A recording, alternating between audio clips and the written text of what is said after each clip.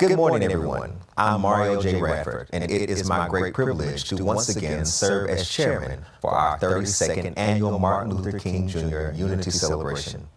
For over 3 decades, your generous support has been vital in bringing our community together. I hope you're enjoying your breakfast. Please feel free to continue eating as we begin. Today's program is mostly digital. A limited number of printed programs are available at your tables. To view the full program on your phone, simply open your camera and scan the QR code on the program outline in front of you. That same QR code also provides access to a short survey. Your feedback is instrumental in helping us improve this event for the future, and we encourage you to participate. We also encourage you to take photos and selfies throughout the morning. Just remember, wipe your screen before you snap, so your social media posts are crystal clear. When you share, please use our official hashtag, AlphaUnity32. Our theme this year is embracing love, peace, and respect. At a time when our nation can feel divided, it is more important than ever to come together and push toward unity. Now, I'd like to take a moment to recognize our MC for today. Anissa M. Franklin is the Vice President of the Urban League of Lexington-Fayette County, an organization dedicated to ensuring African Americans and disadvantaged individuals achieve equity. With over 24 years of service, her responsibilities are extensive, spanning program development, grant writing, board relations, and strategic leadership. Her primary focus is on the equitable education of all students. Her impactful work has been recognized with awards like the Fayette County Public Schools Golden Apple Award, both for her individually and for the Urban League. She has served on key state committees, including the Kentucky Department of Education's Accountability Committee. In 2003, she established the LIFT Conference for first-generation college students. Now in its 20th year, LIFT has provided $88,000 in scholarships and serves students from preschool through 12th grade along with their parents. In 2024, Governor Beshear appointed her to the Kentucky Workforce and Innovations Board, and she is the immediate past chair of the Bluegrass Community and Technical College Board. She holds a bachelor's degree in communications from the University of Kentucky and a Master of Science in Nonprofit Management from Northeastern University. Ladies and gentlemen, please help me give a warm welcome to our 2026 Unity Celebration MC, Ms. Anissa Franklin.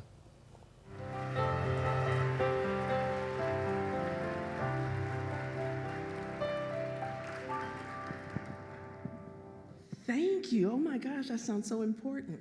All my degrees and stuff, that's amazing. Thank you, Mr. Radford.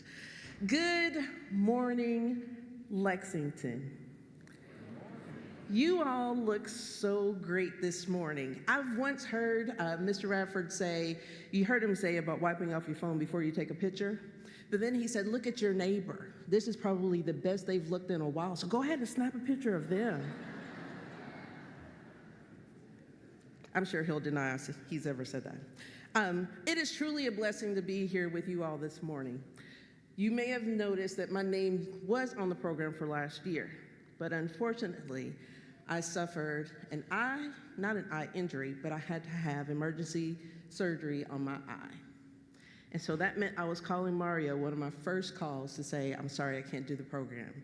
But they were so generous enough to allow me to come and do it this morning. And so for that, I say thank you. We're here this morning because of the clarion call that Dr. Martin Luther King Jr. issued so many years ago. It was and still is a call for social justice. I've been talking with some of the people in the room, and social justice isn't just about coming here and being in this space and knowing that it's important. It's about being a part of the solution. So more so than being in the room, and this is like the locker room. We've got to go out in the community and make an impact for social justice. Social justice, what does it mean? Equal rights, equal opportunities, fair treatment regardless of the color of your skin, economic status, sexuality, or gender. We know that Dr. King didn't do that work alone. We know that there were some like Aretha Franklin, who I would like to say is my cousin, but she is not. Also John Lewis. And then there was a Kentuckian. His name was Whitney M. Young. How many of you have heard of Whitney Young? Whitney Young, also a graduate of Kentucky State University. K-State in the house? Yeah. Come on. Like, for real, come on. I'm like setting it up. Y'all gotta hit it out the park. And then he was also the former president of the National Urban League. And I count it an honor and a responsibility to continue in the movement for social justice. I do that work right now through the Urban League of Lexington, where I've served for almost 25 years. And under the guidance and direction of Mr. P.G. Peoples Sr., who is the president and CEO and is here this morning. It's good to see you, PG. So today, our call to action is simple, and it mimics the focus of our program. We should be a community embracing love, peace, and respect. And with these three words shown in action, we can change our community and we can change our world. Welcome to the 32nd Unity Breakfast. This is an opportunity for us to reflect on the power of unity and the power of Dr. Martin Luther King Jr.'s dream. Please help me welcome Reverend Dr. Brian Chenoweth of the Unitarian Universalist Church here in Lexington to bring the invocation. Pastor Chenoweth.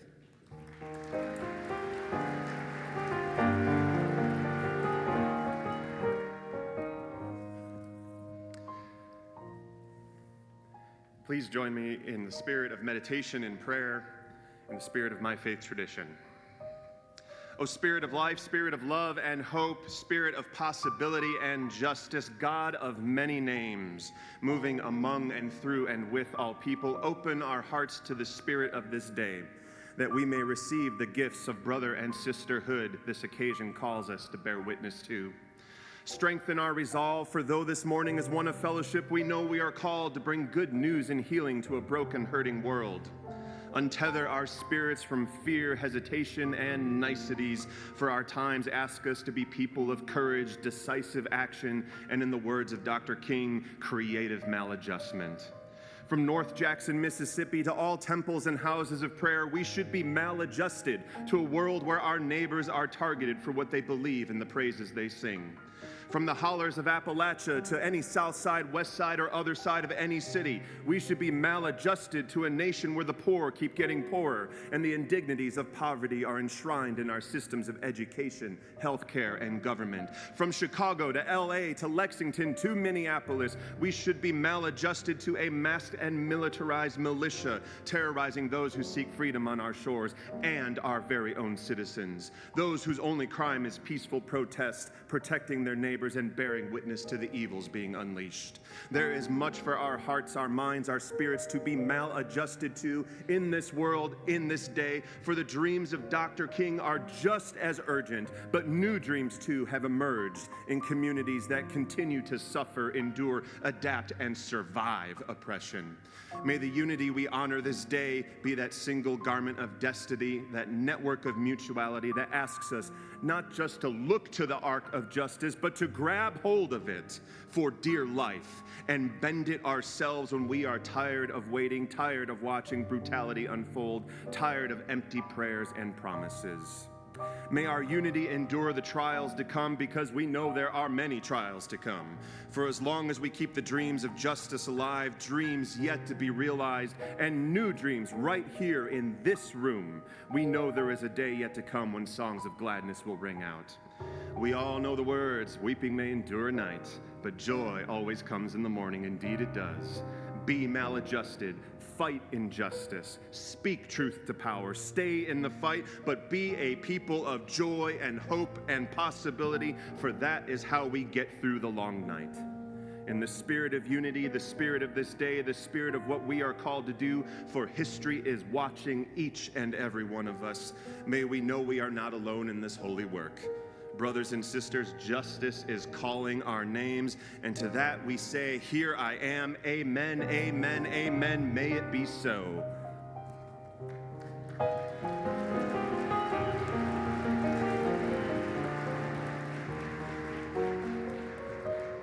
Thank you, Pastor Chenoweth.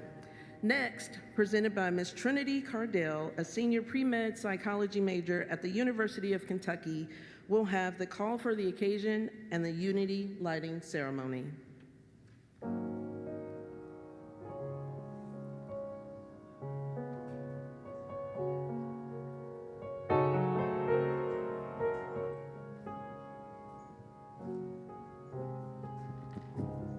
Well, good morning, everyone. It is an honor to be here with you for the second year in a row. I will be reading the Unity Lighting Ceremony. The word unity is defined as the state of being one constancy or continuity of purpose in harmony, concord, agreement. We are all here today with a singleness of purpose. We come together to honor the memory of a great American and to remind ourselves of the challenges and work that lie ahead as we seek to improve relations in our community. Let us, therefore, this morning, commit our energies to making Lexington a better place to live, a better place to work, a better place for us to raise our children. Let's make Lexington a living testament of Dr. King's dream. Let's make Lexington a living example of unity. U represents universal. Dr. King's message knew no boundaries, and is applied to all members of our human race. Light up the U in unity. N represents noble. Dr. King was a noble and worthy servant leader. Although imperfect, his service has left us eternally indebted to him. Light up the N in unity. I represents intellect. Our Dr. King was a man of great intellect. Because of his superior knowledge, he had the courage and insight to dream visions of equal justice for all. Light up the I in unity. T represents theologian. Dr. King stated, "My faith in man is at bottom, my faith in God." As a theologian, his belief is an ever-abiding faith in mankind, would persevere and allow good to overcome bad. Light up the T in unity. Y represents you. Dr. King would say that in each of us resides the same divine quality of love that is able to unearth, harness, and benefit all humankind. May his dream live on. Light up the Y in unity.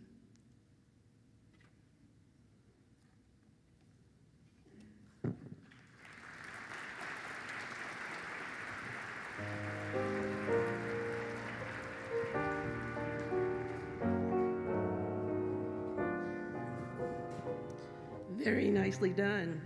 Excuse me.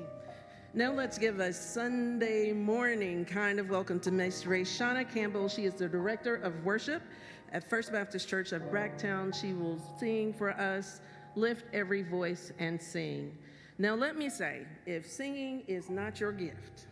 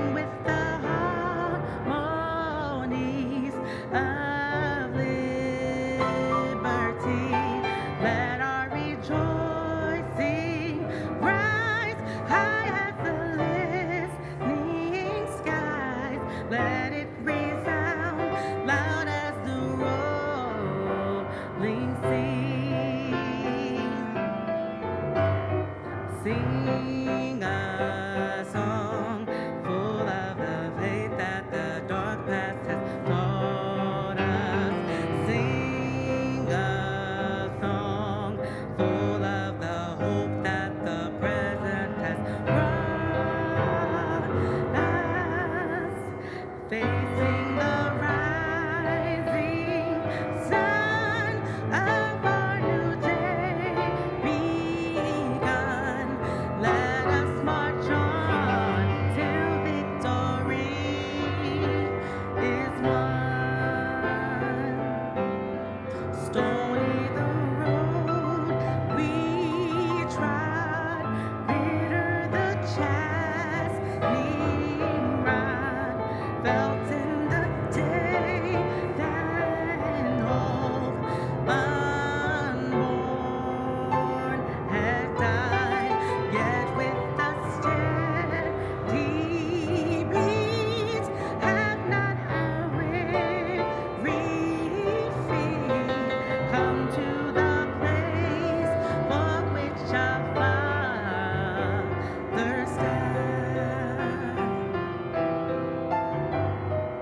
We have come over a way that with tears have been watered. We have come treading our path through the blood of the Son. Turn out from the gloomy past till now we stand at last where the white gleam of our bright star is cast. God of our weary years, God of our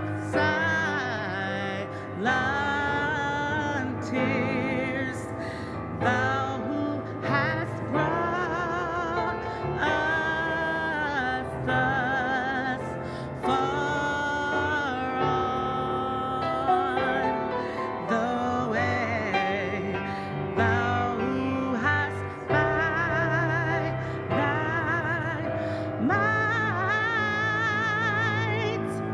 led us into the light.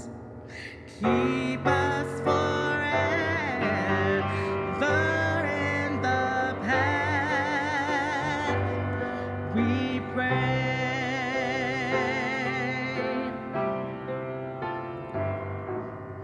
Lest our feet stray from the places, our God, where we met thee. Lest our hearts, drunk with the wine of the world, we forget thee. Shadowed beneath thy hands, may we forever stand true to our God, true to our God, true to our God, true to our native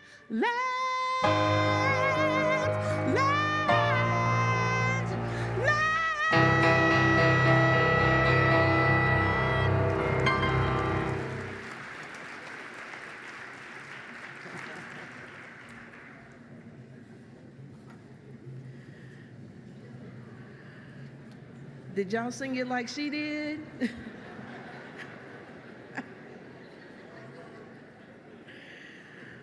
Oh, wow. Next, we're going to have a special reading by Miss Taka Hollis.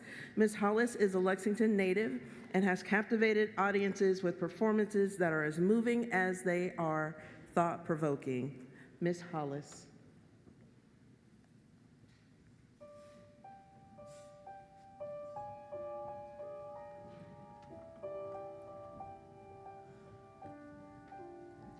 Thank you so much for this opportunity.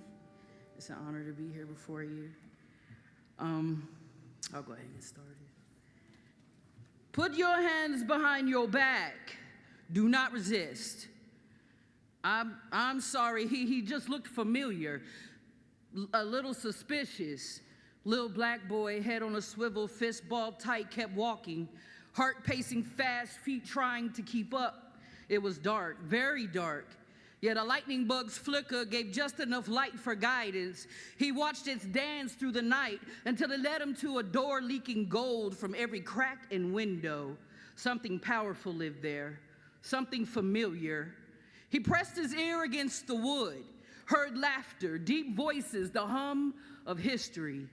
Inside, a sign glowed, the 7 lights of Cornell. The room was full of black men in suits, their words crescendoing like ocean waves. They spoke about building and believing and becoming. The chatter quieted when one man stepped forward.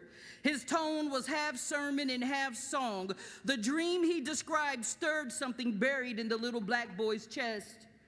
Robeson's thunderous baritone followed, a sound that made the boy's spine straighten. Owens took the mic, calm and steady, saying that true freedom would not outrun the peaceful.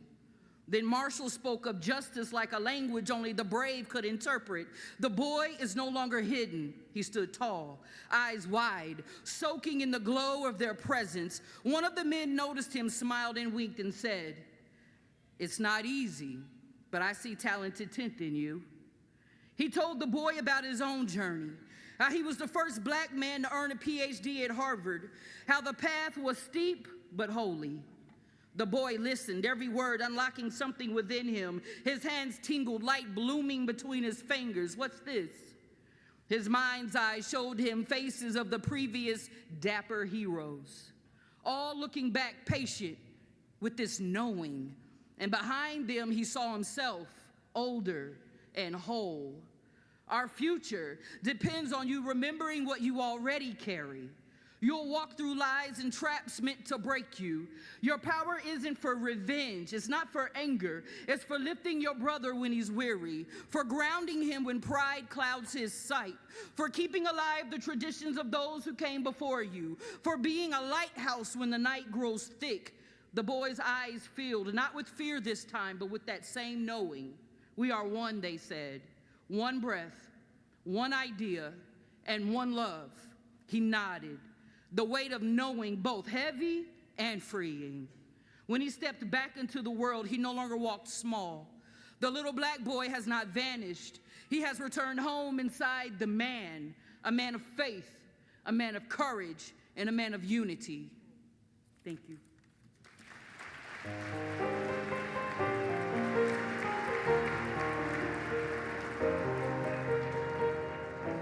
Again, a special thank you to Ms. Campbell and to Ms. Hollis for their talents. Now singing Raise Me Up and Let Freedom Ring, please help me welcome Mr. Whit Whitaker, a tenor vocalist and the current Lexington NAACP chair.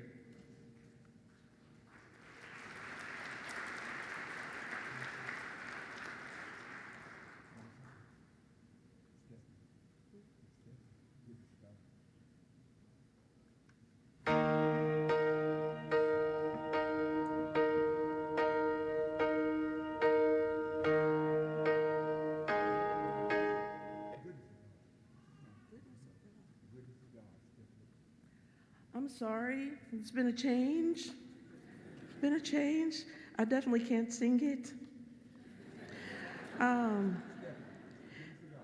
We're now going to hear The Goodness of God by Miss Jen Johnson, written by her.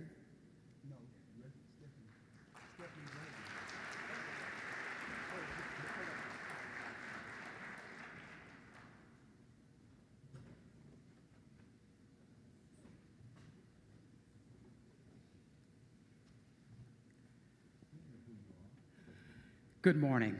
I'm Reverend Dr. Stephanie M. Ragland, the pastor of Payne Chapel AME Church, Nashville, Tennessee. Amen. How many of y'all know about the goodness of God? Come on and make some noise in here then.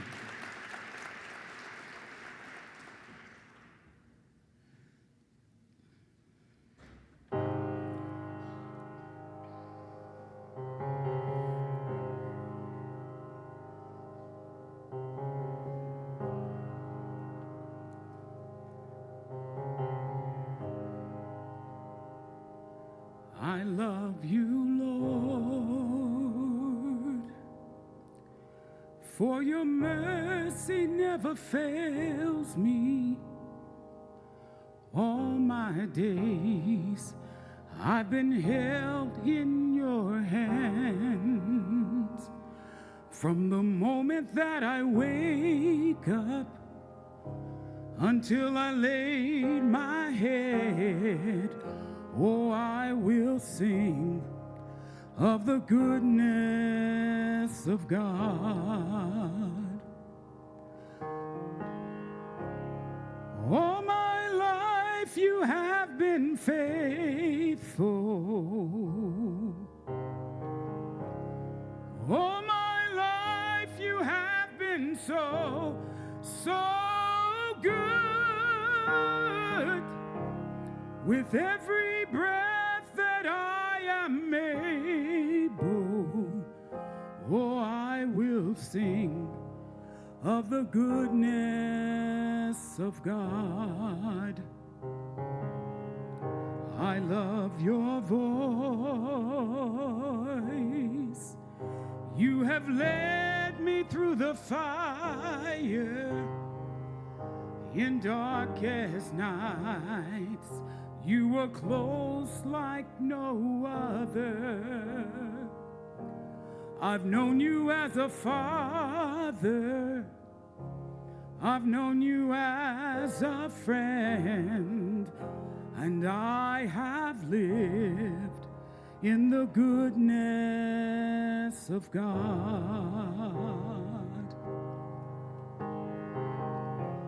'Cause all my life you have been faithful. Oh, yes, you have. All my life you have been so, so good. With every breath that I am able, oh, I will sing of the goodness of God.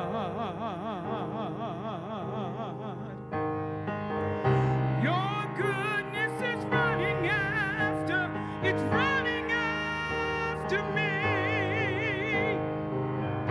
Your goodness is running after, it's running after me. With my life laid down, I surrender now. I give you everything, oh Lord. Your goodness is running after, it's running after me.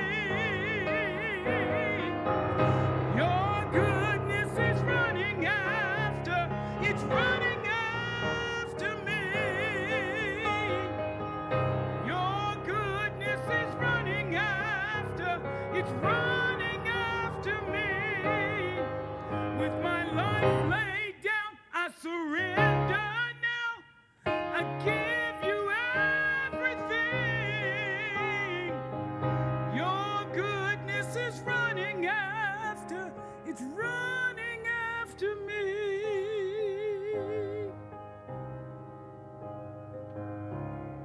All my life you have been faithful. All my life you have been so, so good. With every breath that I am able, oh, I will sing of the goodness of God.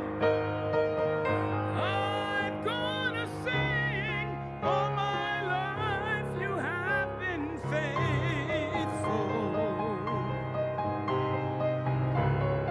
All my life you have been so, so good. With every breath that I am able, oh, I will sing of the goodness of God. I will sing of the goodness of God. I will sing of the goodness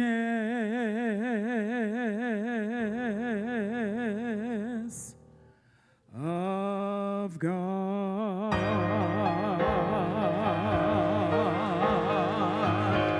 Of God.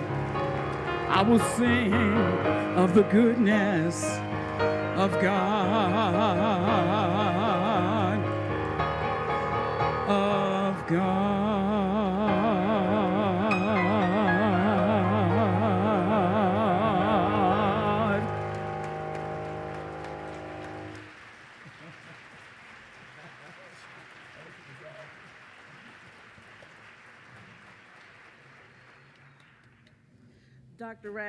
Dr. Ragland, would you pause just right there?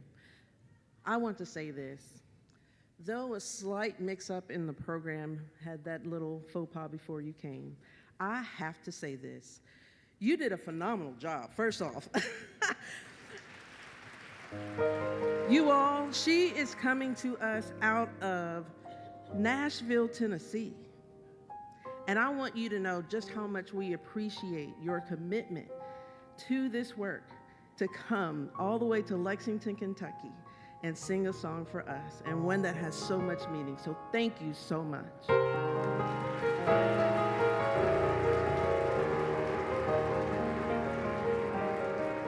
When you mess up, it is important to acknowledge that. There's nothing wrong with that. We mess up all the time. Say you don't. Come on. All right, ladies and gentlemen, please help me welcome the Honorable Linda Mayer. Oh, wow. Mayor Linda Gordon from the city of Lexington, and following her will be the Honorable Jacqueline Coleman, our Lieutenant Governor for the Commonwealth of Kentucky.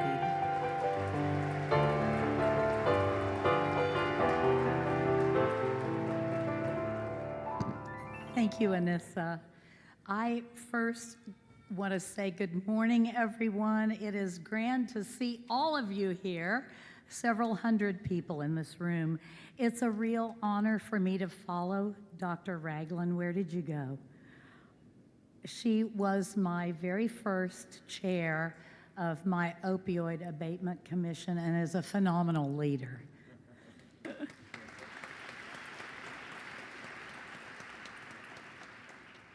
It's a pleasure to be with you as we gather for the 32nd Annual Unity Breakfast Celebration, and this is a long-cherished tradition in our community.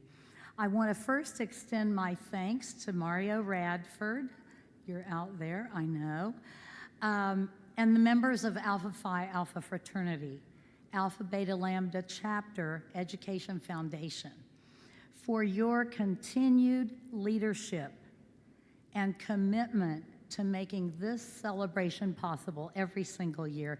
Thank you all so much.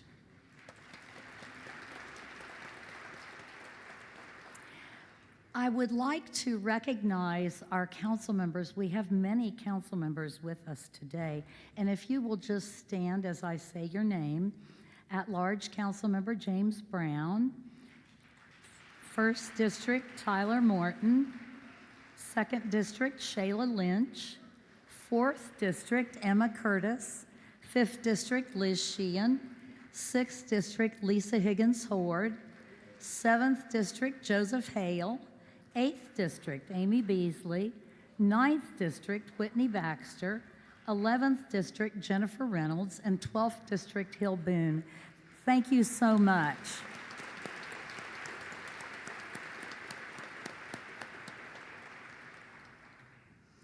This breakfast stands as a powerful reflection of Dr. King's vision, a moment where people from different backgrounds, organizations, and beliefs come together right here, united not by what divides us, but by what binds us, a shared commitment to dignity, justice, and respect for one another. Dr. King reminded us that life's most persistent and urgent question is, what are you doing for others? What are you doing for others? That very question still echoes today.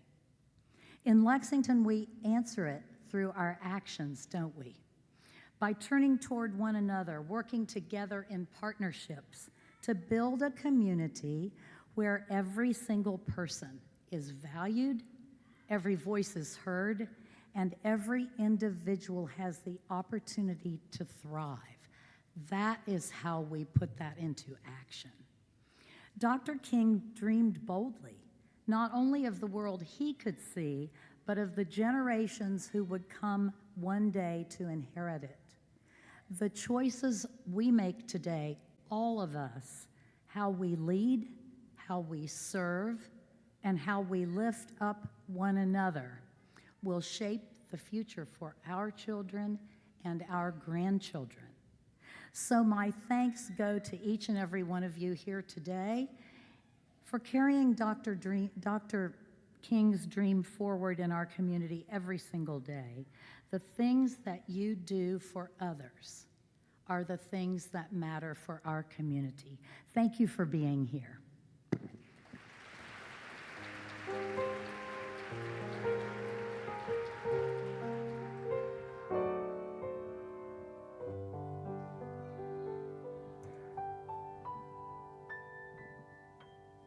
Well, good morning, Lexington. Thank you all so much for having me here with you, and thank you to the Alpha Phi Alpha fraternity, Alpha Beta Lambda chapter, for organizing today's event and for hosting this event for 32 years, and more importantly, providing scholarships to young people who deserve them for those 32 years. I'm honored to be with you all today as we gather to celebrate one of the most incredible Americans in our storied history. Today's event builds on Dr. King's remarkable legacy by bringing this community together in the spirit of unity, peace, and love. Today, by being here, we are saying that every voice matters, every story matters, and that we can be a bridge to unity. Even though Dr. King was taken from us some 6 decades ago, his words are still poignant today. He famously said, "The ultimate measure of a man is not where he stands in moments of comfort and convenience, but where he stands at times of challenge and controversy." That quote sticks with me these days.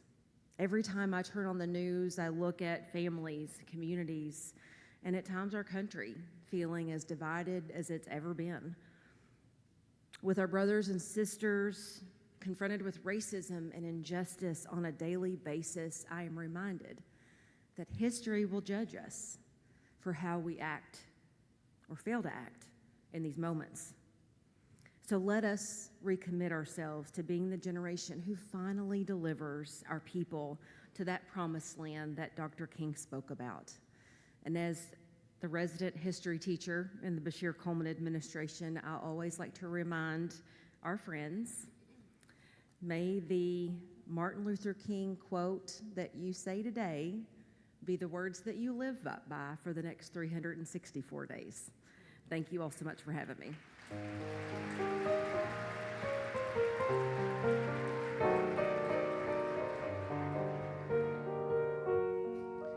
It has been a tradition at this breakfast to recognize organizations and individuals who have advanced the legacy of the late Dr. Martin Luther King Jr.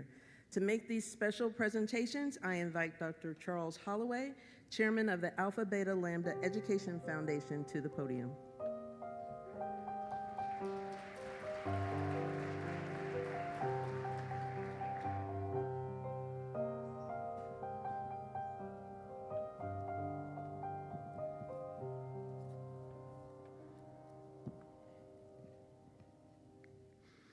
Each year, Alpha Beta Lambda Chapter Educational Foundation of Alpha Phi Alpha Fraternity recognize individuals and organizations that have carried out the legacy of Dr. King.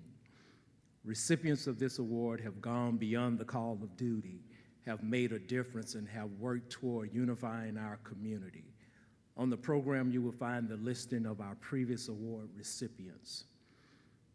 The first recipient of the 2026 Unity Award is Kristen LaRue Bond, Black Yarn. Kristen LaRue Bond is a Lexington-based realtor, educator, wife, and mother, a graduate of Fisk University, Belmont University, and the University of Kentucky. She began her real estate career in 2018 along with her husband, Darrell Bond Jr. Together, they serve clients as the K&D team at Guide Realty. Kristen helped to revive Lexington chapter of the National Association of Real Estate Brokers, serving as president in 2022 to 2023, and also chaired the diversity committee with the Bluegrass Realtors. Active in civic leadership and philanthropy, she serves on boards across Lexington, including the Bluegrass Community Foundation. She is co-founder and president of Black Yarn Incorporated, a nonprofit advancing equity through storytelling, research, and collaboration, and leads its flagship documentary, Lexington Resilience in the Red Line, which premiered in fall of 2025 to a sold-out audience at the Lyric and Kentucky Theaters. Please turn your attention to the video monitors.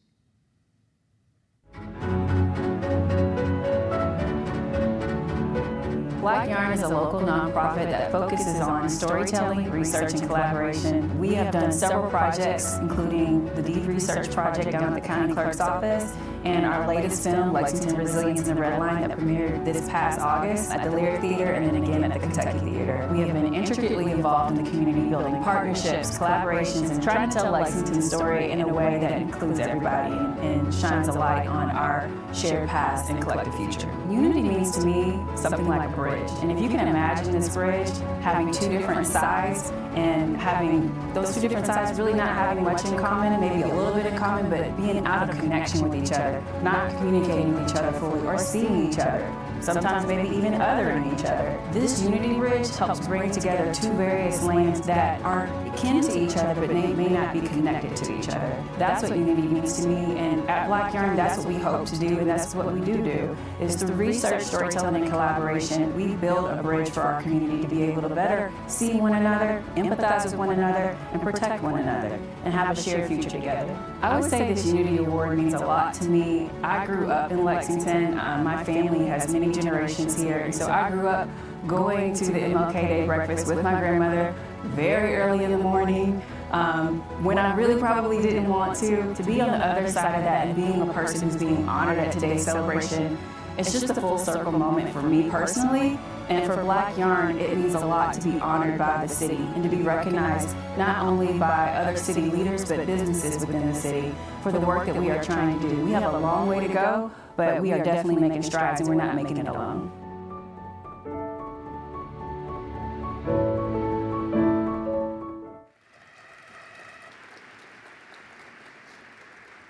Accepting the award is Ms. Kristen LaRue Bunn, co-founder and president of Black Yarn.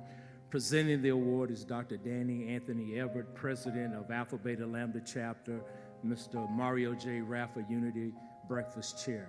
Please join me in congratulating Ms. Kristen LaRue Bunn, co-founder.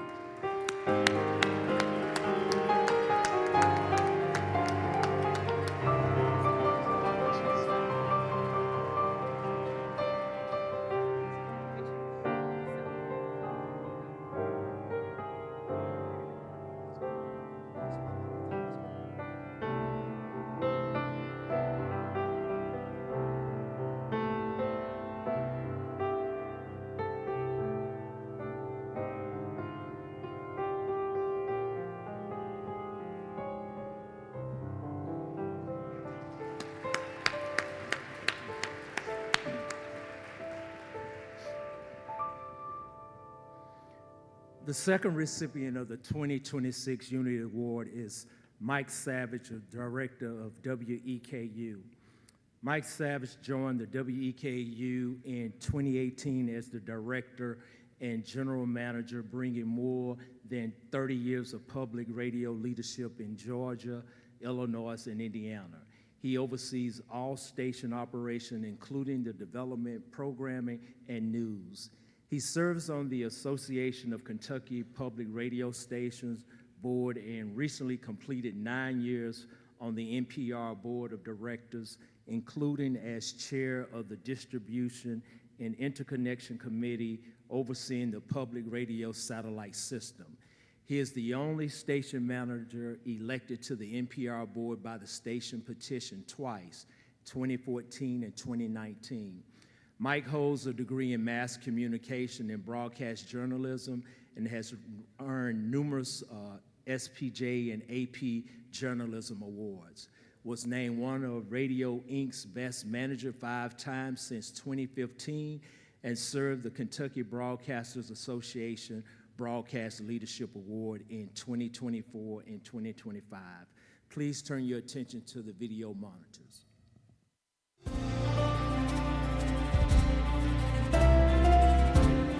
When I think of unity, I can't help but think of today's deeply polarized society.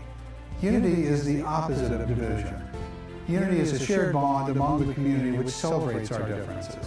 At my radio station at WEKU, we manage 10 stations across northern, central, and eastern Kentucky. And what we do is we really try to unify our communities. We try to connect the people that listen to our station to the news and information, arts and culture that they need. And being a nonprofit public radio station, it's important for us to connect the community. It's less about raising money, it's more about getting information out and educating our audience. I think we need more unity today than perhaps at any time. We have a very deeply polarized society and a lot of division and a lot of tribalism, and we need to unify, we need to work together, we need to find common solutions to the problems we have. And I think Dr. King would be working very hard to unify our society today.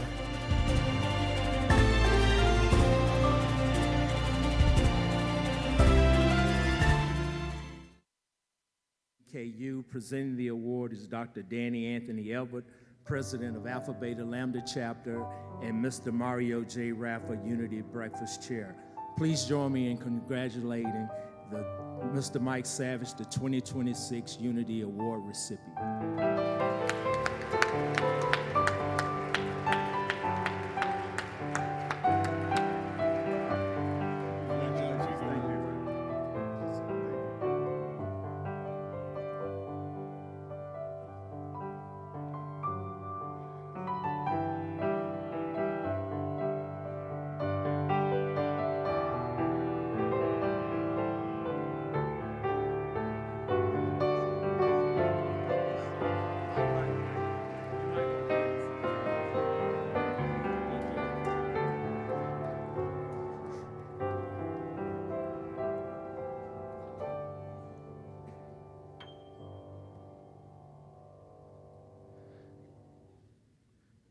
The Alpha Beta Lambda Chapter Educational Foundation of Alpha Phi Alpha Fraternity Incorporated sponsors an essay contest for Fayette County middle school students.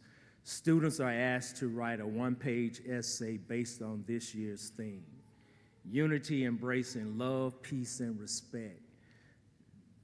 The essays are the opinions of the students and do not reflect an official position on the theme by Alpha Phi Alpha Fraternity.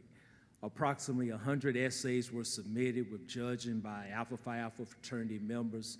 The top 3 essay writers will receive a cash award. Awards of $500 for first place, $300 for second place, and $100 for third place. Following the breakfast, all 3 winning essays will be posted on our website, www.alphabetalambda.org. Presenting the awards are Dr. Danny Anthony Elbert, President of Alpha Beta Lambda Chapter, Alpha Phi Alpha Fraternity Incorporated, and Dr. Kenneth Jones, Director of Educational Activities, and Mr. Mario J. Raffa, Unity Breakfast Chair.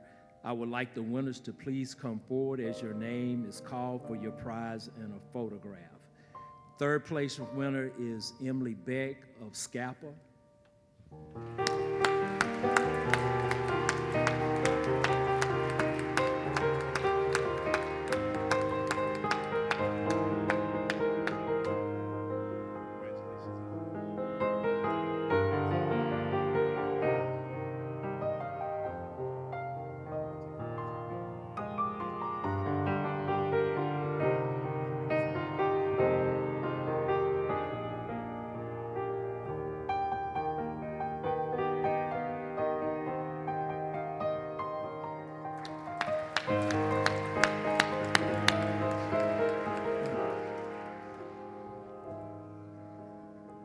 Second place winner is Jacina Dewan of Scapa as well.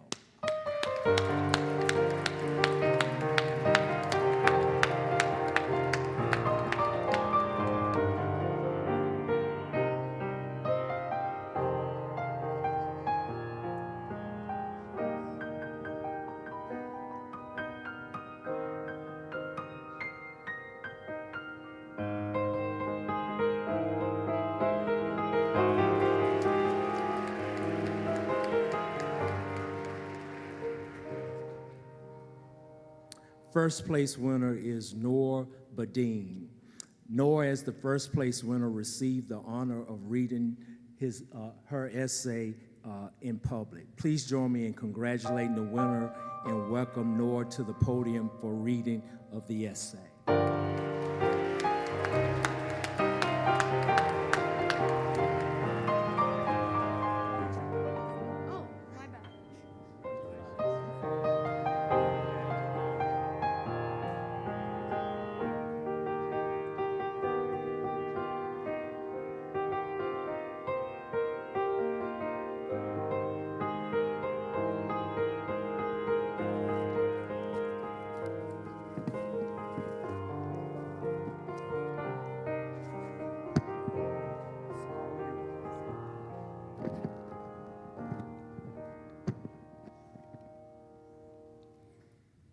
Unity is like a piano. Each key, black or white, waiting to be played in harmony. What song will we create together? Just as a pianist brings balance to contrasting notes, our communities find harmony when we embrace differences and celebrate each person's unique voice. Dr. Martin Luther King Jr. dreamed of a world where people will not be judged by the color of their skin, but by the content of their character. This vision reminds us that respect and understanding are the true keys to harmony. I remember watching someone sit alone while others played together, and it reminded me of how I used to be left out. Since then, whenever I see someone on the sidelines, I deliberately invite them into games, conversations, and activities. Like the pianist uniting black and white keys, I try to ensure every person has a place in the melody of our community. Every act of inclusion doesn't just make a moment better. It strengthens the harmony of our entire community. By choosing to include those on the sidelines, I try to live out King's vision of a beloved community where each person's presence strengthens the song we share. Dr. King also wrote that injustice anywhere is a threat to justice everywhere, which reminds us that the harmony we strive for must be defended, not taken for granted. Peace is not passive.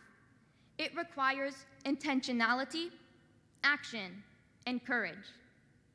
And though challenges remain, his hope that we can reach the mountaintop encourages us to continue playing our part in the symphony of unity. Unity is not a dream. It is the music we make when every voice is heard, every note is valued, and every person is included. Just as a pianist can transform simple keys into a beautiful composition, each of us can shape the world into a piece of harmony, one deliberate act of love and respect at a time. Thank you.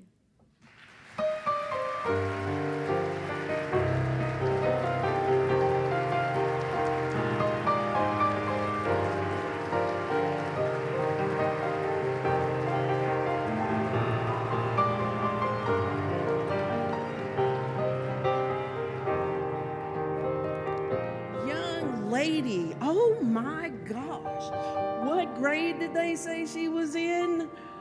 Jeez, oh, wow. Yes, we are doing a great job in our society. Let me say, let's continue to support our young people. My goodness, that is encouraging. Like, I feel like, let's shout, like, come on. Oh, wow, that was great. Okay, let me compose. All right, continuing with our recognitions, I would like to highlight the Alpha Salutes. As I call this person's name, or the three people's names, I do ask that you go ahead and make your way to the stage, whichever way is closest to you. All right, the first Alpha Salutes is Jill Chenault Wilson.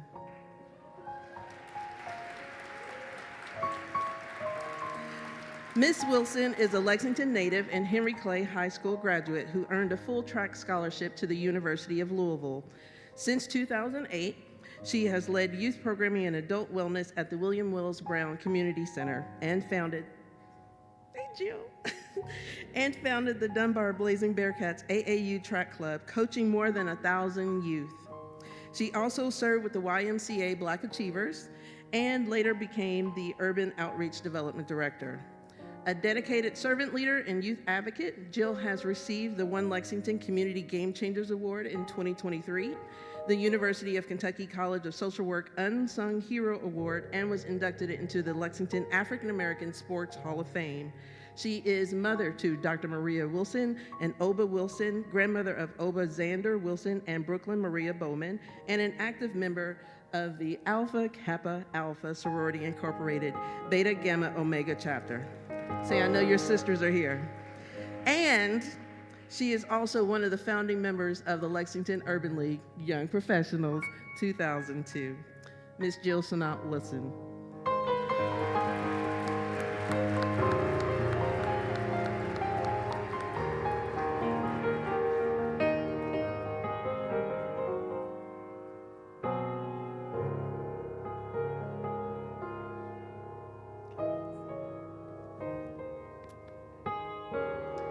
Our next Alpha Salutes is Chester and Ann Grundy.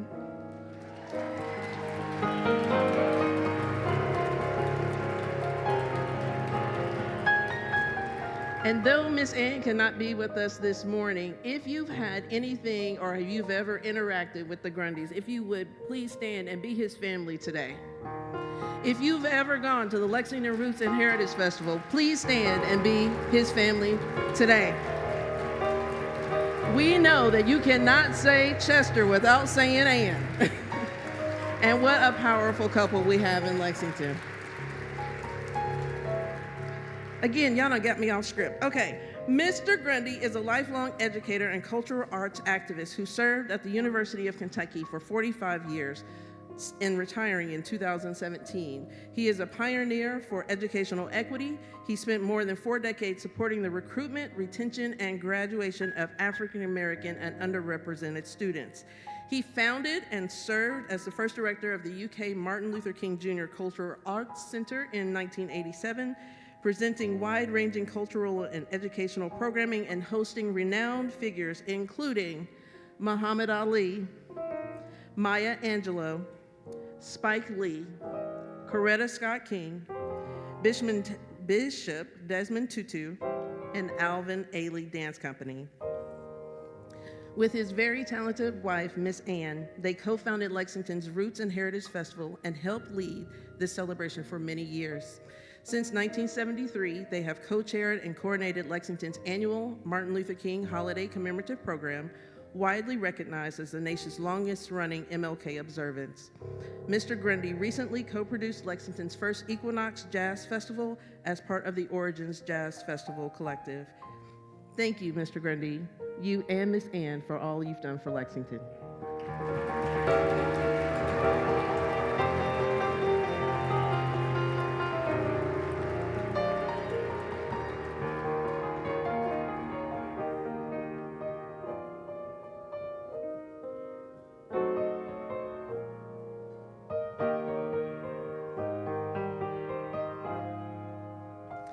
And last but not least, Alpha Salutes Mr. Luther Deaton.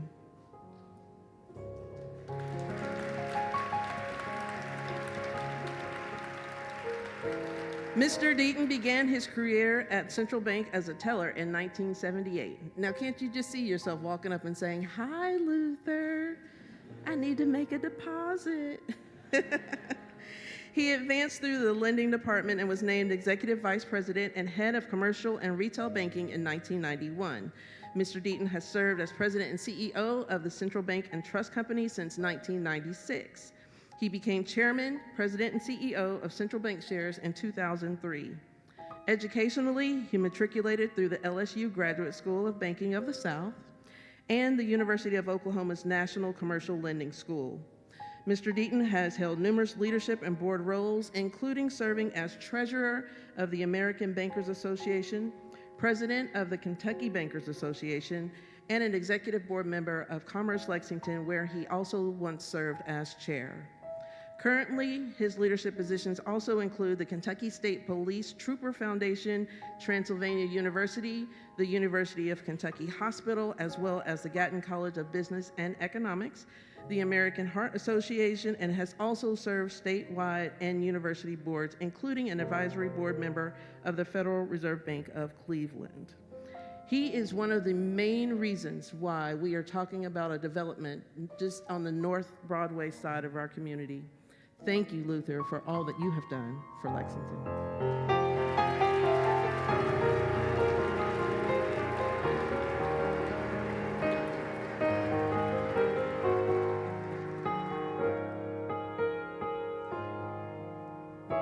Congratulations to all of our Alpha Salutes. Before I introduce our reflection presenters, I would like to make some announcements. First, the Martin Luther King Planning Committee invites you to participate in the Freedom March this afternoon at 1 o'clock. To participate, please meet at the Central Bank Center just on the other side, here at the West Main Street entrance. Following the march, the public is invited to the special program commemorating the life of Dr. Martin Luther King Jr., beginning at 2 o'clock, also here at the Central Bank Center. This event will feature the Reverend Devin Jerome Crawford, senior pastor of historic Third Baptist Church of San Francisco, as its keynote speaker.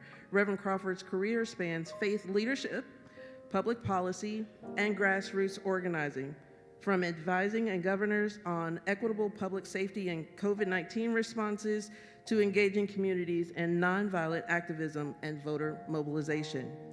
This year's program will also feature a photo exhibition entitled Witness to History, the photography of Moneta Sleet Jr., made available to the celebration by the Owensboro, Kentucky-based group through Sleet's Eyes Festival.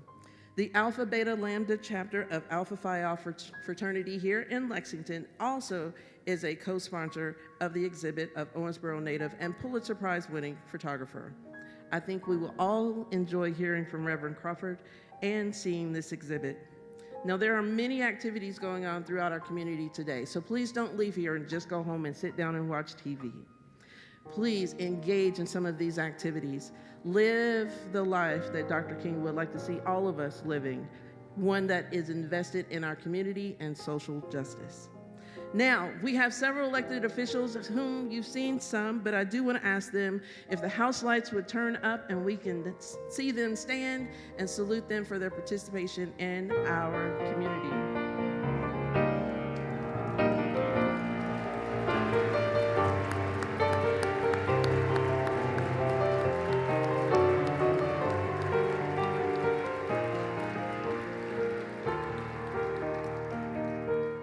This is what they mean when they say the rubber hits the road. We are active. We have to be active in the system. So finally, there is one special gentleman who the men of Alpha Phi Alpha also want to recognize, and that is Mr. Jerry Harris. He is an attorney in Georgetown, Kentucky, the Kentucky District Director of Alpha Phi Alpha Fraternity Incorporated. Regretfully, though, he could not be with us today because he is in an official capacity representing Alpha at another Martin Luther King Jr. event. Now, we're rounding the corner. Now it's my pleasure to introduce the presenters for this year's Unity Breakfast. Special thanks to WLEX TV, who is here on my left, for allowing our reflection speakers to record their 3-minute remarks. And this morning, each presenter has an additional 2 minutes to summarize a point or two that they would like to emphasize. I want to ask that they would all come closer to the stage, and we'll go in this order. As an educator, we have Ms. Sharon Price, who is the Executive Director of Community Action Council. Oh, I see you. As a civil rights advocate, we have Dr. Laurel Martin, who is the President of Junior Achievement of the Bluegrass. As a spiritual leader, we have Reverend Dr. Joseph Owens, who is the retired pastor from Shiloh Baptist Church, and unfortunately, he did have to leave this morning. And as a humanitarian, we have Mr. Barry Stumbo. These are all friends, y'all. I love it. As a humanitarian, Mr. Barry Stumbo, retired Chief Development Officer at Shaker Village of Pleasant Hill. They will come to us in that order.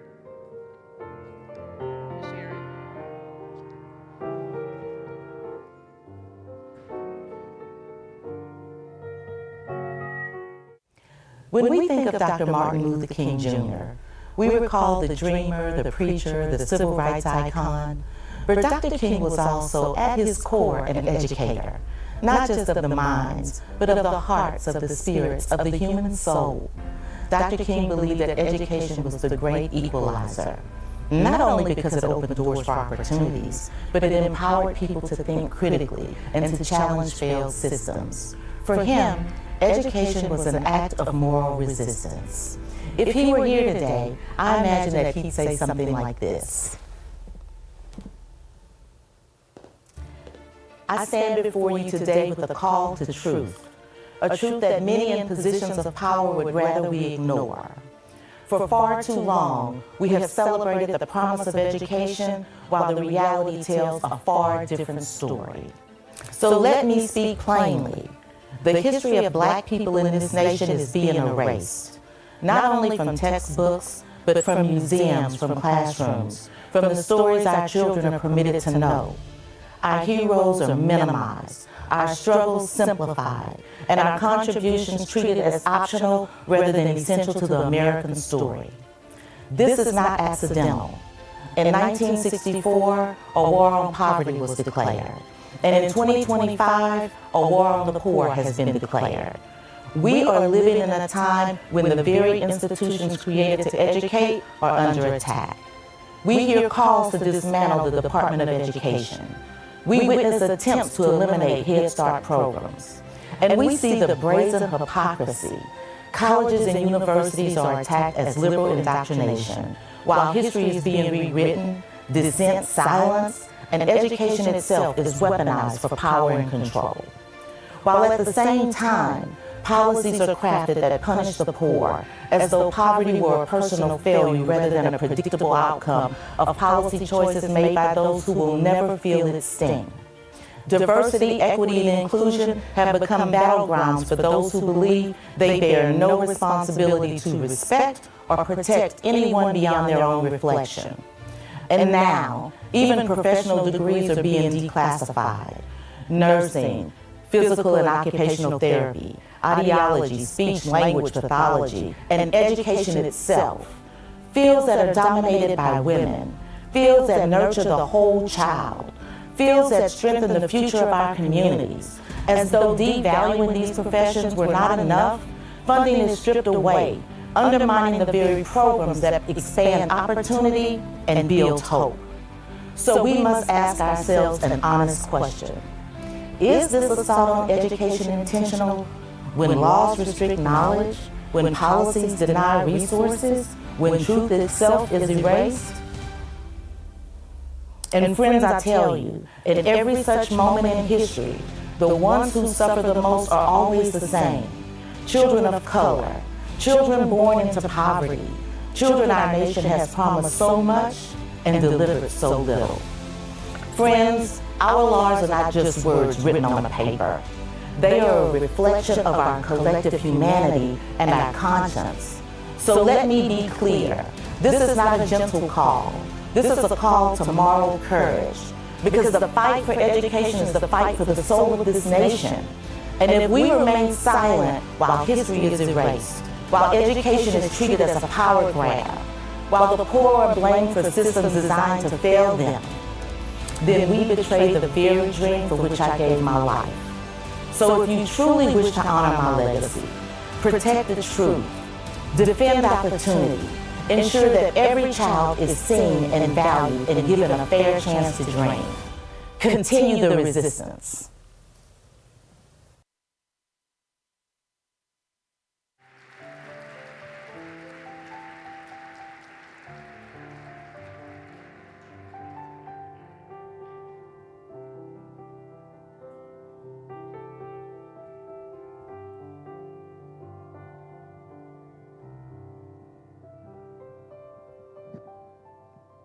Hi, everybody.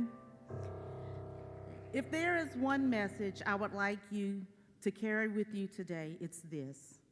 Dr. King's legacy lives in the choices that each of us make when we are confronted with inequity.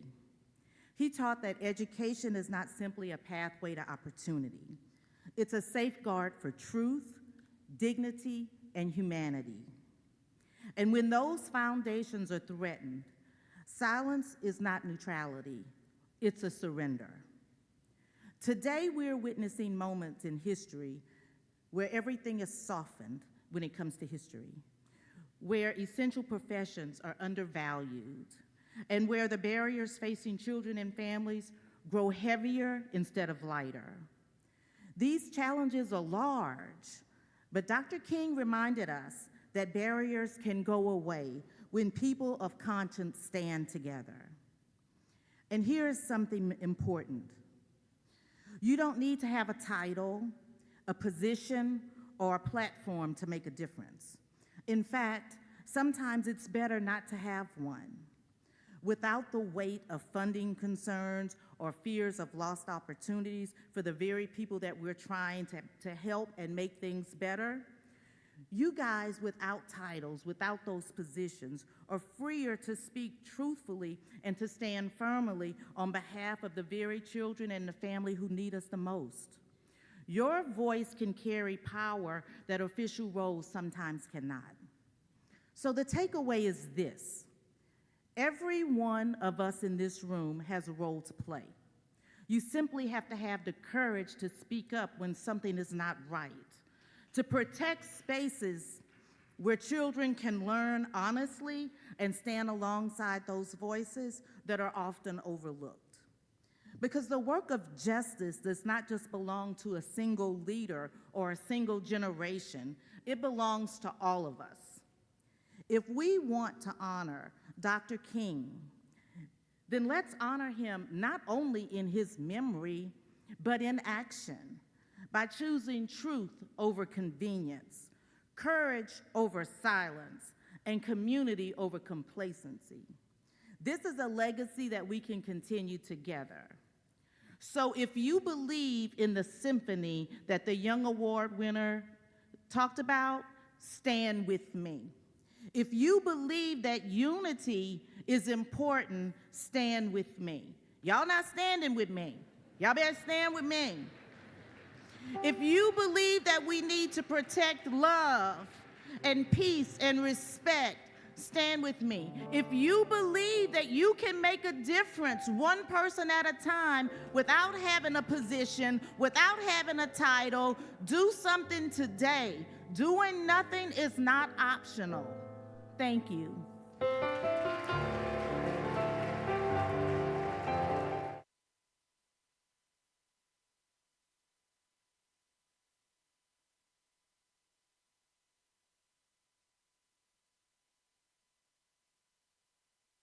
Good morning. Thank you for this opportunity to join millions around the world this day to celebrate and acknowledge the contributions of the Reverend Dr. Martin Luther King Jr. Now, my assignment is to highlight his legacy as a spiritual leader. I first would like to point out the fact that Dr. King's spiritual life, his personal spiritual life, is the foundational motivation for his mission and movement. Dr. Lewis V. Baldwin, Professor Emeritus of Religious Studies at Vanderbilt University, also an author, editor of several books about Dr. King's spiritual life, contends that King's spiritual life wasn't just personal, but also a public force, fueling his pursuit of justice and truth, sprinkled with prayer and meditation, leading to direct action. And as King viewed the civil rights movement as a spiritual crusade to build a beloved community, Baldwin portrayed King's spiritual life as the core that made him a powerful, courageous, globally significant leader for justice, also enabling King to endure the racial persecution, the political harassment, and the constant threats of death. All of this is revealed throughout Dr. King's many quotes about faith, divine purpose, divine guidance, justice, love, and hope. Now, I'll make no feeble attempt to improve upon Dr. King's own words, but let him speak for himself. Dr. King said, I quote, "Faith is taking the first step even when you can't see the whole staircase." Another quote, "So I say to you, seek God and discover Him and make Him a power in your life.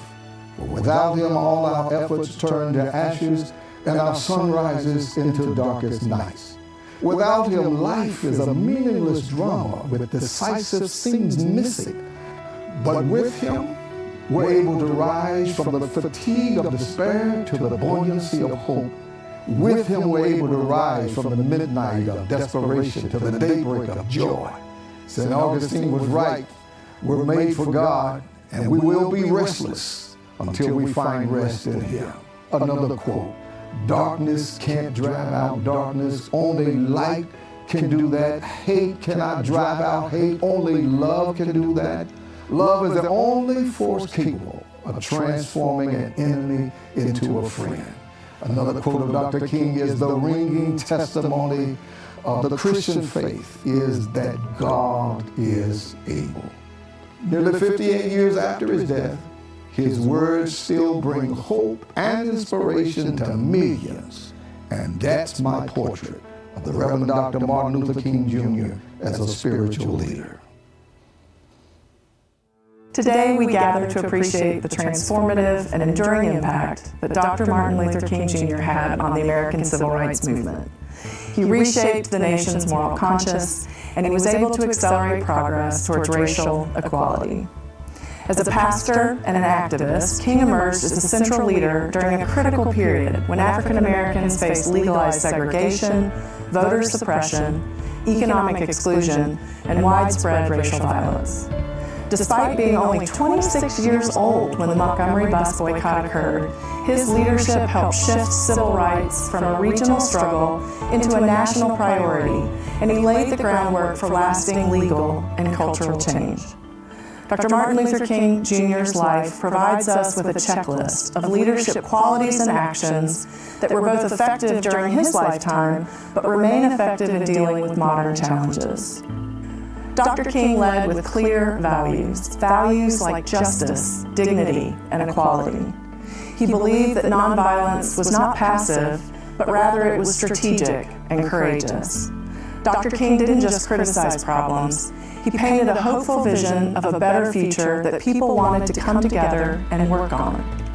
Dr. King understood that coalition building is essential, and he worked across racial, religious, and economic lines, understanding that lasting change requires broad alliances. He empowered everyday people, from students to workers to members of faith communities. He empowered each of them to become leaders themselves.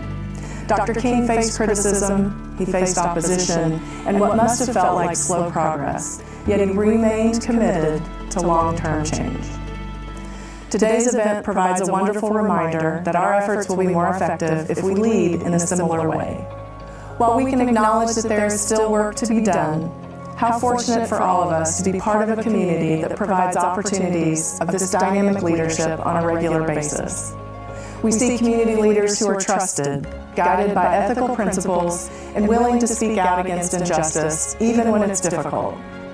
Leaders who understand that dialogue and civic engagement remain effective tools for change, especially in a world where violence can so quickly escalate. Our community is comprised of leaders that have created real change because they understand that we're more effective when we work together. Leaders who are resilient, understanding that progress often comes incrementally and requires sustained effort. Today, at the 32nd Annual Unity Celebration, the stage is set for us to come together as community leaders, to reflect upon Dr. King's profound impact and celebrate what has been accomplished, while recommitting, both individually and collectively, to continuing the work necessary to make our community one where everyone has the opportunity to realize the dream he so clearly articulated.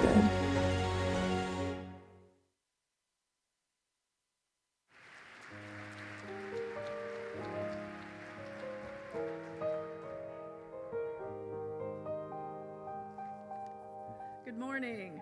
What a joy to be a part of this event and to honor the transformative and enduring impact of Dr. Martin Luther King. Today, we recognize that his memory and his legacy is not just preserved through being here, but by practice and the continued work that lies ahead. His leadership was rooted in values that were timeless, yet sometimes demanding: justice, dignity, equality, and a deep belief in the power of people working together. Those principles did not end with him, and they're very much alive in this room today. His life offers us a powerful framework for leadership that remains deeply relevant. He created a vision that invited people in instead of pushing them away. Dr. King reminded us that the arc of the moral universe is long, but it bends towards justice. Today, I want to offer a special recognition and appreciation to the brothers of Alpha Phi Alpha. Thank you for creating this space year after year for reflection, connection, and recommitment. Your leadership and your stewardship of Dr. King's legacy exemplifies what it means to turn values into sustained action. Dr. King once said that everyone can be great because everyone can serve, and that message certainly resonates here today. I see leaders who embody the spirit of service in very real ways through advocacy, education, faith, business, community engagement, and service. Today we gather to recommit, carrying forward the work that Dr. King began, believing in the dream he so clearly articulated is still possible, and recognizing that each of us has a role to play in making that dream a reality in our own lives and our own circles of influence. For me, in partnership with many of you here today, that work will be through Junior Achievement, where we provide financial literacy, working career readiness, and entrepreneurship education to all students so they can achieve their dreams and be successful. While your opportunities may be different, our collective impact is powerful. Thank you for your leadership, your service, and your commitment to bending that arc together.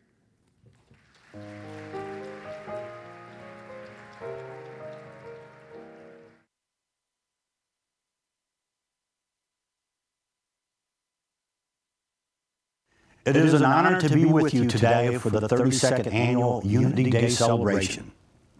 We all know that Reverend Martin Luther King Jr. advocated for nonviolent protests, racial equality, and civil rights for African Americans through peaceful demonstration and civil discourse.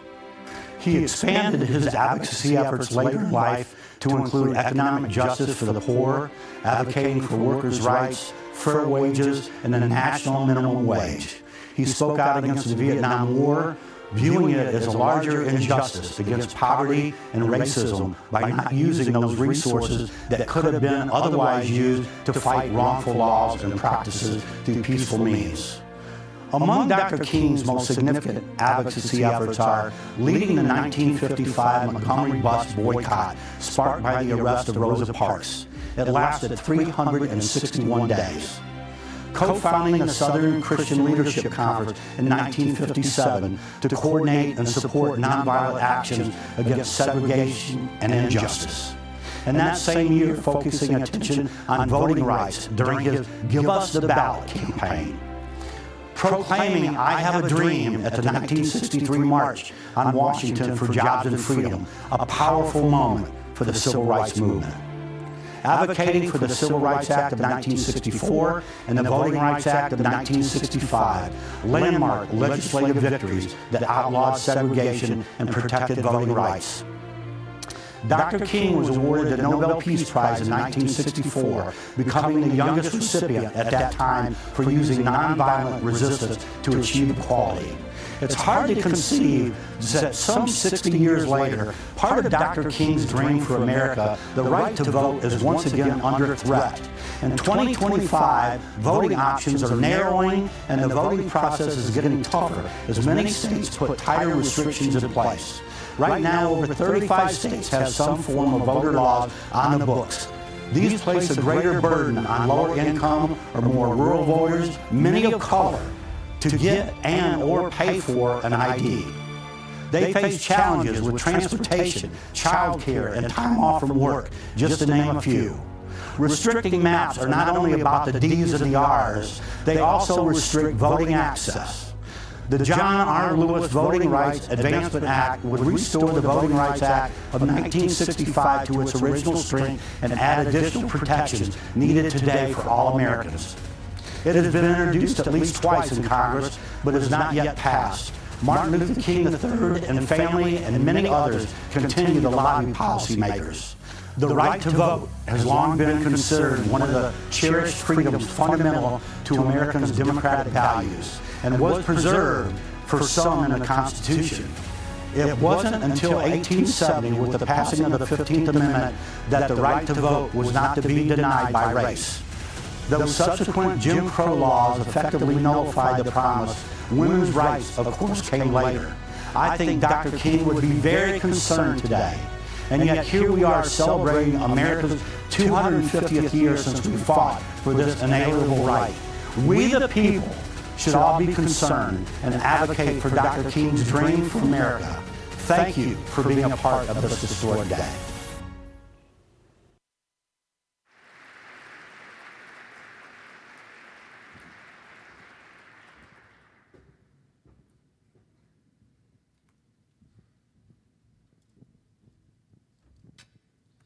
Those ladies are very tough to follow this morning.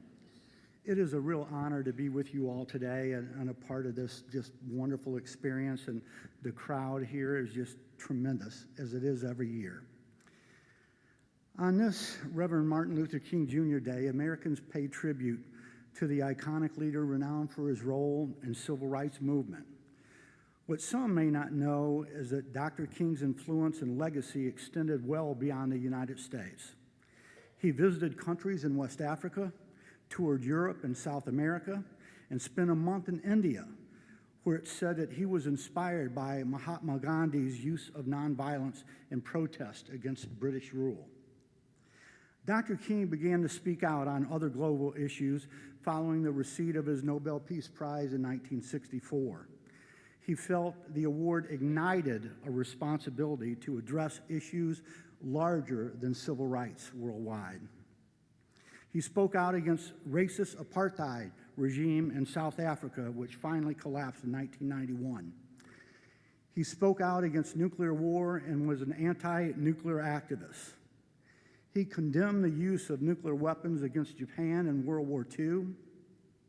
He was a major critic of the Vietnam War that fueled the anti-war movement in America and widespread condemnation around the world.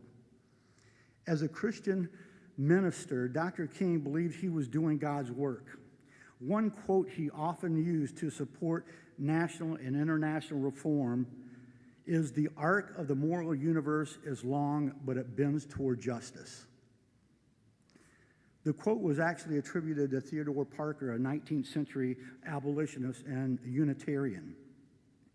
Many people think that his message is still relevant today because Dr. King hopes, even in the darkest moments of a nation's history, that it can be better.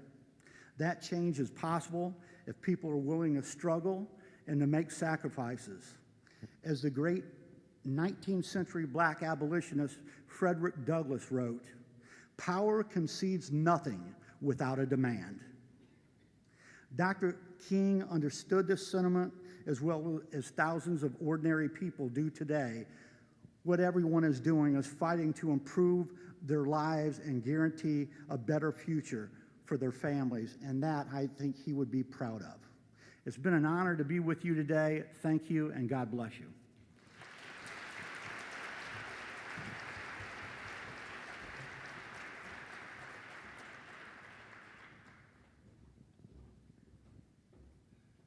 Let's give another round of applause for all of our reflection speakers. Next, we have Mr. Whitaker, who is coming to the stage to sing for us "Raise Me Up and Let Freedom Ring." He is a tenor vocalist and the Lexington NAACP chair.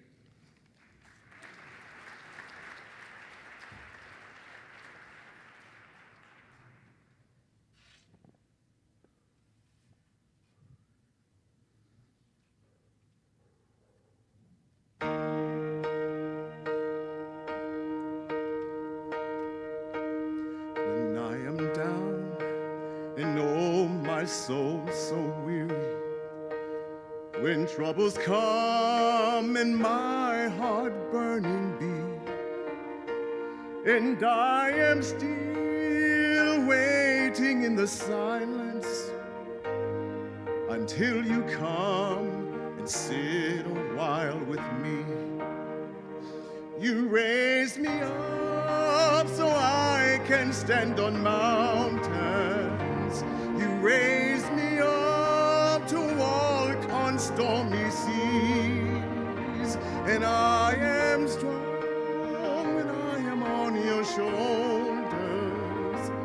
You raise me up. From the heart of every person is the longing to be free, free from fear and persecution, free to think and free to speak. Too many hearts have long been silenced to the song of liberty. Let the heart of every person be a place where freedom rings.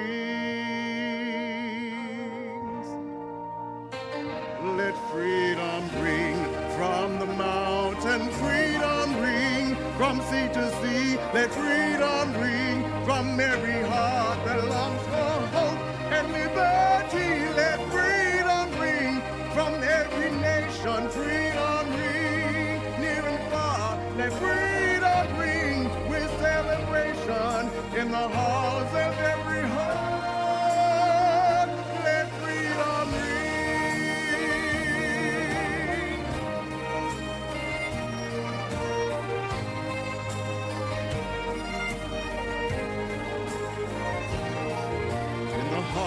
Of every prisoner bound because of their belief, from the heart of every mother wondering how her child will eat, from the hearts of those who suffer knowing well the price may be, laying down their lives and saying with their lives, let freedom ring.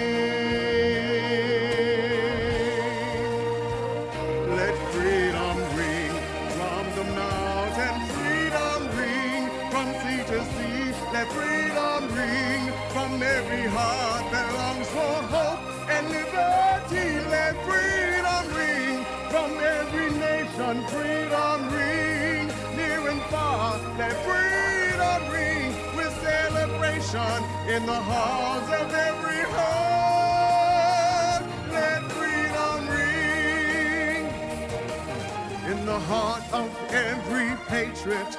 Is a song of liberty, is a song that breaks oppression's hold and cries, let freedom ring.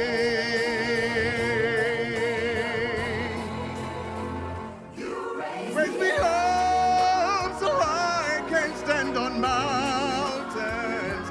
You raise me up to walk on stormy seas. I am strong when I am on your shoulders.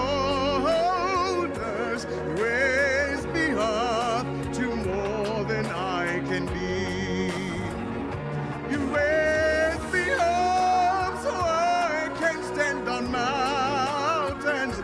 You raise me up to walk on stormy seas. I am strong when I am on your shoulders. Raise me up to more than I can be.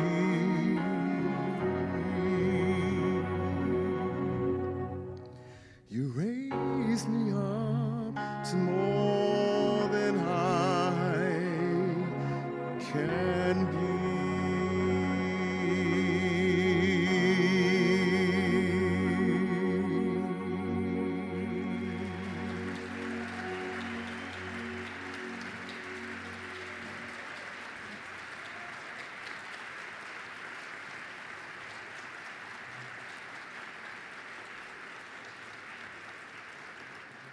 Well worth the wait. As I offer my final remarks, I have to take a minute to say Thank you to Dr. Charles F. Little, Jr. for playing keys for us this morning. The legend himself. Thank you, Mr. Little. Also, before leaving this spot right here, I have to take a minute to just say thank you to my daughter, Sydney, and her husband for being here this morning. I don't know that they've ever seen me in an official kind of role. I'm just mom, right? We're just mom. So thank you all for being here. And I also have to thank my Urban League family, whether you are on staff or if you are the president and CEO who took time to come out this morning. Like, it doesn't, it means a lot to me. It really does. And I'm not gonna cry. Okay. So my final remarks are this. This Martin Luther King Jr. Unity Breakfast has been a tremendous success over the years, thanks to excellent leadership. This year's program has been no exception. So at this time, I invite my friend, Mr. Mario J. Radford, Chairman of the Unity Breakfast Committee, to come forward with his closing remarks.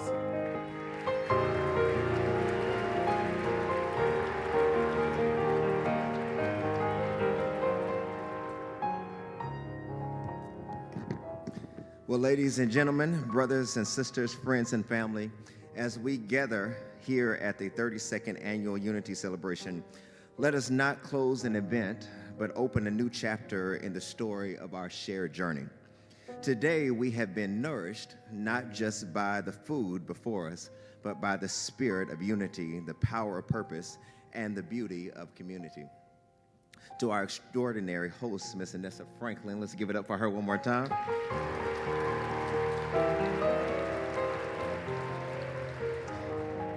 Your voice, your grace, and your unwavering dedication have lifted us all. And to our generous sponsors, every participant, and especially our honorees and awardees, you remind us that excellence is not an act, but a habit. Your light does not simply shine, it ignites. And to the brothers of Alpha Phi Alpha Fraternity Incorporated Alpha Beta Lambda Chapter, whose selfless work and support have sustained this for 32 years, thank you.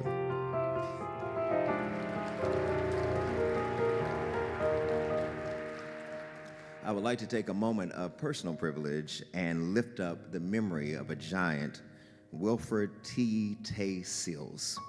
Though he has taken his rest, his legacy marches on. His life was a testimony, a living sermon that said, service is the rent we pay for the privilege of living on this earth. Would you take a moment in helping me to honor this life well lived in our community?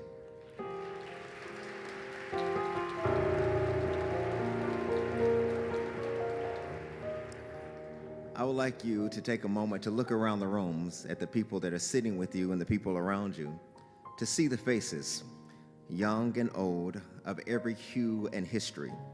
This is not an accident. It is design. The design of a dream that one day all of God's children will sit together at the table of brotherhood and sisterhood. Today, we have taken our seats, but the feast does not end here. Dr. King taught us that the arc of the moral universe is long, but it bends towards justice, and that bending does not happen on its own. It bends because we bend it. With our hands, our voices, our votes, our love, we speak of love, peace, and respect. 3 notes in the chords of unity. Alone, they have meaning. Together, they create harmony. But harmony is not passive.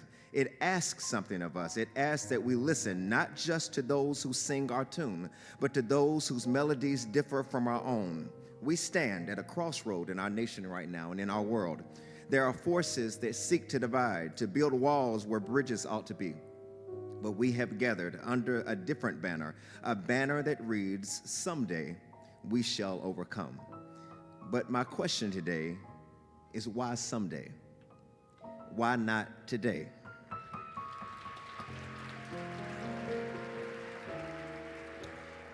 What if someday is not some distant shore, but the very ground beneath our feet?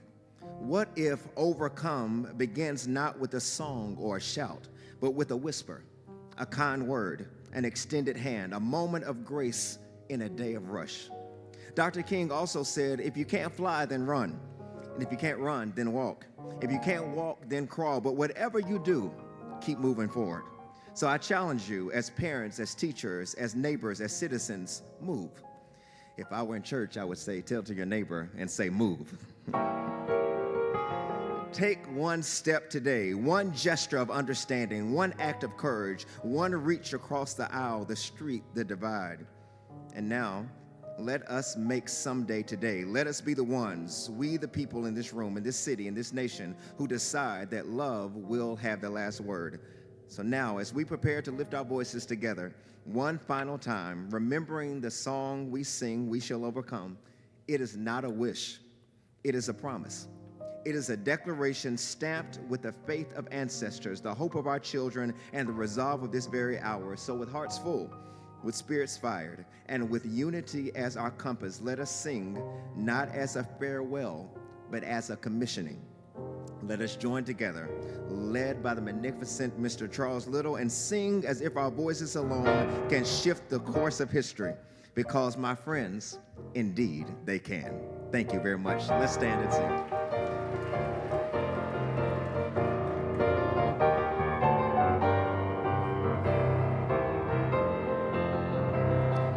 Will you join hands with someone beside you?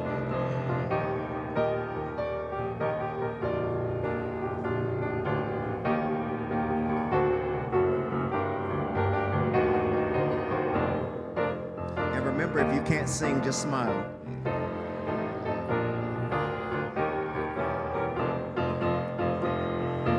We shall overcome.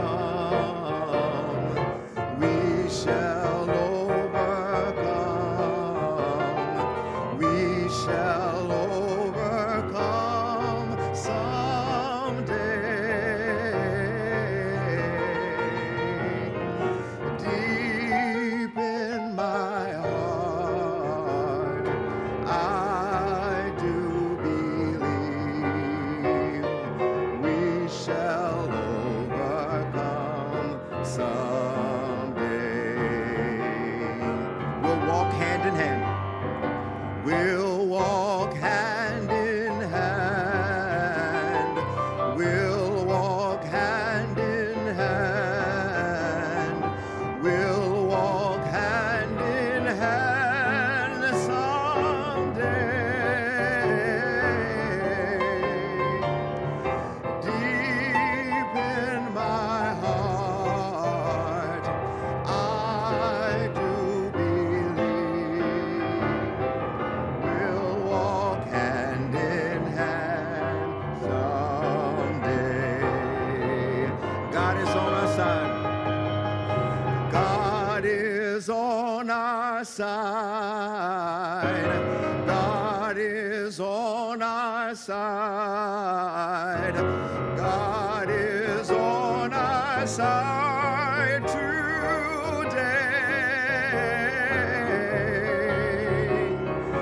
Deep in my heart, I do believe. Now sing it real big. God is on our side today. Very good, choir. Have a fantastic day.